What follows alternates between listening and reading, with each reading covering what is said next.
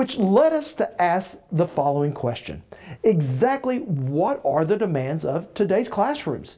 And here with some answers is our Blaine Singletary. Rob, the classroom of today is drastically different than the classroom you or your parents might be familiar with.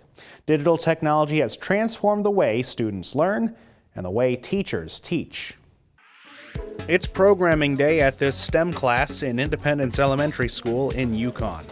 STEM class is science, technology, engineering, and math, and it is a class designed to get kids really excited about learning, using those different content areas. Wesley Fryer is the teacher of this class and something of an advocate for STEM. And you can't spell STEM without the T. Technology is taken seriously here, as students' lives become more and more digital.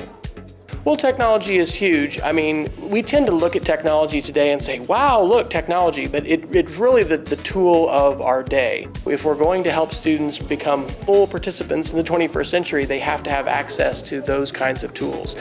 That means even outside of this programming project, they'll be using computers and tablets to not only look up information, but also to share and publish their results.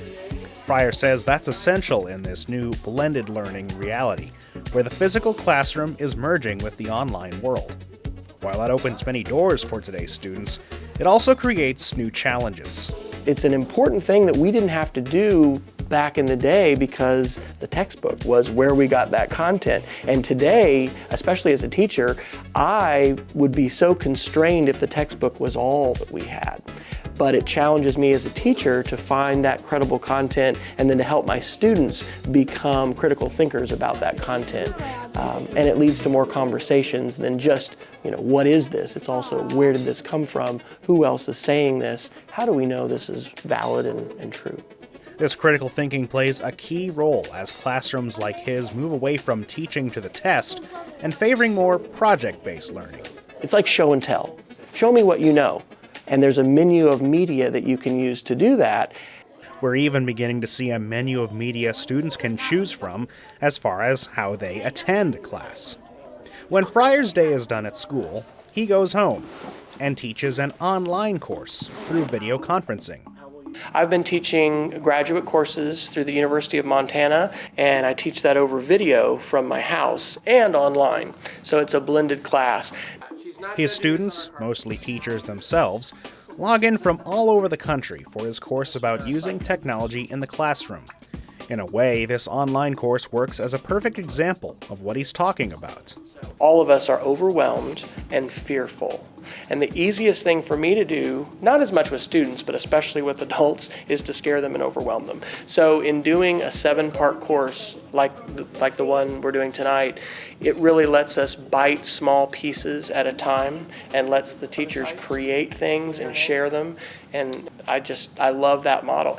And it's not just teachers seeking a convenient means of professional development who are taking advantage of these online courses.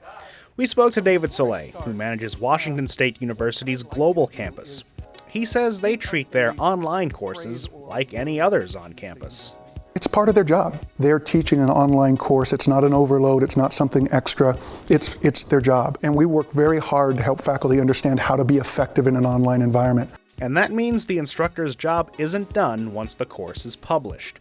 They stay active and coach students through the content.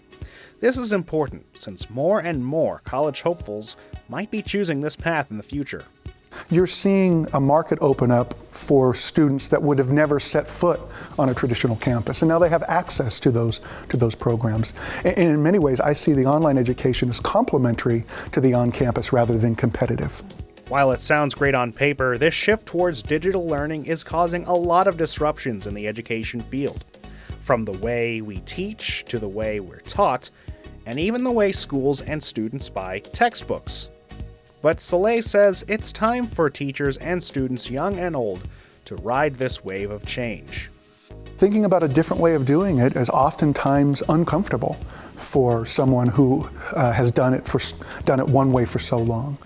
But you think about society, and we bank online, we shop online, we date online. It seems to be just like a natural progression, and our students are pushing us in that direction. They're expecting that convenience and that flexibility. There's still many questions left to answer about 21st century learning, but these teachers say it's no different than what their students do on a daily basis.